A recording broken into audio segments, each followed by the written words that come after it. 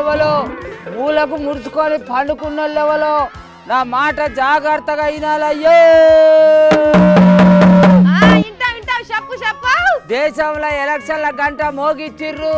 దేశమంతటా ఎంపీలకు, అటు ఆంధ్రప్రదేశ్లో ఎమ్మెల్యేలకు ఎంపీలకు ఎలక్షన్ల డప్పు మోగిచ్చిర్రు అయ్యో. ఆ ముచ్చట అందరికి ఎప్పుడో ఎరకైందే. దొంగలు 6 నెలల కుక్కలు మురిగినట్టు ఏదో గిప్పుడు సాటింపేస్తున్నావా?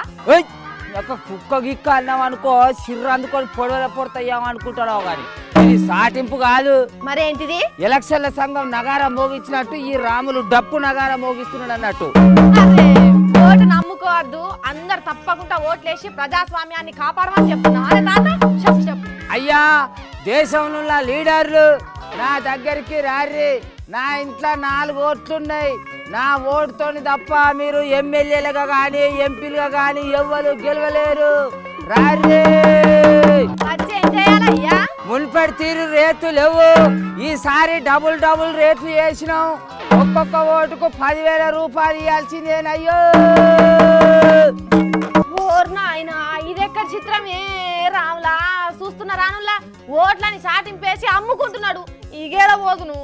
ఓటు నమ్ముకునుడు కొనుక్కునుడు తప్పే తాత. తెలియదు నీకు? తెలియదు, నాకు రూల్స్ తెలివై. లీడర్లు ఇచ్చేది నేను పుచ్చుకునేదే ఎరక నాకు. నీ డప్పు కొట్టడు ఫలంగా అట్లా చెయ్యద్దే తాత. లీడర్లారా, మీకు పార్టీ టికెట్ ఇచ్చుడు ఎంత ముఖ్యమో ఓటరు ఓటేసుడు కూడా గంతే ముఖ్యం. అందుకనే మా దగ్గరికి ముందుగానే రారి. అడ్వాన్స్ ఇచ్చి పోయి. గింత ఎగిడిచిన భూతం అవుతాం అనుకోలేదే తాత. గా అడ్వాన్స్ లేంది ఓటేసుడు ఏమన్నా వ్యాపారమా? ఆలోచిస్తే ఆశాభంగం. ఓటే ఉంటే నోట్లు పుష్కలంగా వస్తాయి. రారి, ముందుగానే వచ్చి బుక్ చేసుకోర్రి. తాత, నీకు ఓటుకు పైసలు ఇస్తే చాలా. నీ ఊరికో నీ నియోజకవర్గానికో ఏం చేయకుండా ఏం లేదా?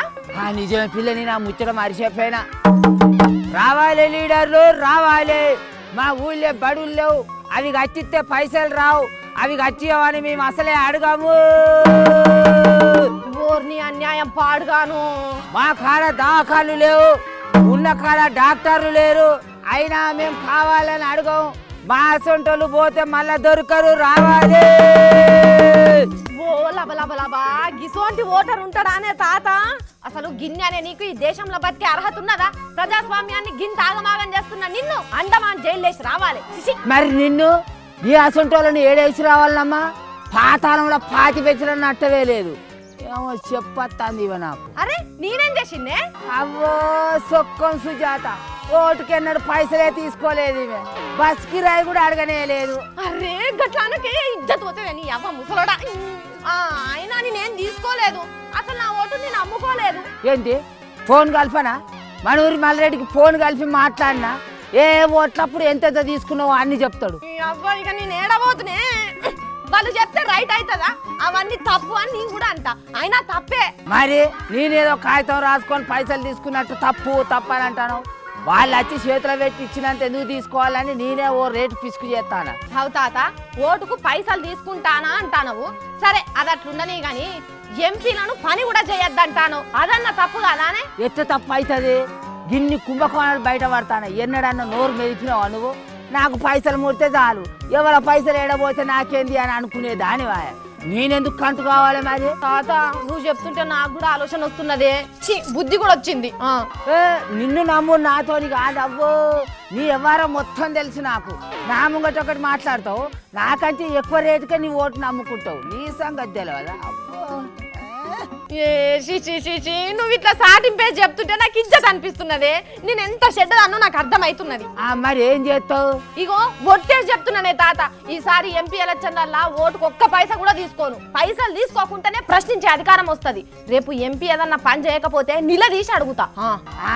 గట్లరా దారికి నీకు బుద్ధి చెప్తావని. ఇగో నేను ఇంత పని చేసిన నాకు తెలియదా పైసలకు ఓటు అమ్ముకోవద్దని? అరే ఓ తాత, ఇక ఇప్పుడు అసలు సాటింపు అయ్యి ఎన్నోళ్ళెవలో ఇరునోళ్ళెవలో మూలకు పండుకున్న ముసలోళ్ళెవలో ఓట్ల పండుగ వచ్చింది. మీ ఇంటికి ఎక్కువ చుట్టాలు అత్తరుళ్ళు. కరెక్ట్ తాత, సేవకులు కూడా మస్తుగా వస్తుంటారు. తెల్ల బట్టలు వేసుకున్న లీడర్లు కాగితాలు చేతులు పట్టుకొని అత్తరు. మీ వాకిలి ఊడతారు, మీ ఇల్లు అలుకుతారు. మీ పొల్లగాళ్ళ ఒంటికి రొంటికి అడుగుతారు వాళ్ళ శాతలు చూసి మీరు మోసపోకుర్రుల్లో. కడుపులనేది కావులిచ్చుకుంటా రాదు అన్న ముచ్చట యాదికి పెట్టుకోవాలి. కులం అంటారు, మతం అంటారు, మనం ఒక్కటి అంటారు. ఓట్లు పడ్డాక జాడిచ్చి తంటారు, జాగ్రత్తగా ఉండాలి. ఆహా బరాబర్ చెప్పినవే తాత. దేనికి లొంగద్దు, మనకు పని చేసేటోళ్ళు లెవెలో చూసి వాళ్ళకే ఓటేయాలి. ఓ యాష్టకొచ్చాను. రోజుకొచ్చేళ్ళు ఇట్లా కొడతారో ఏమో, వాళ్ళకు మొక్కాలే. అవ్వా ఏమైందే తాత, ఏదో కూర్చుంటివి? ఏందవ్వా గదే ముచ్చట, ఇంకేమున్నది?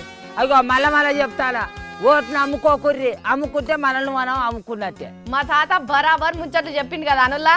మరి ప్రజాస్వామ్యాన్ని కాపాడే బాధ్యత మన మీదనే ఉన్నది. మీరేమంటారు?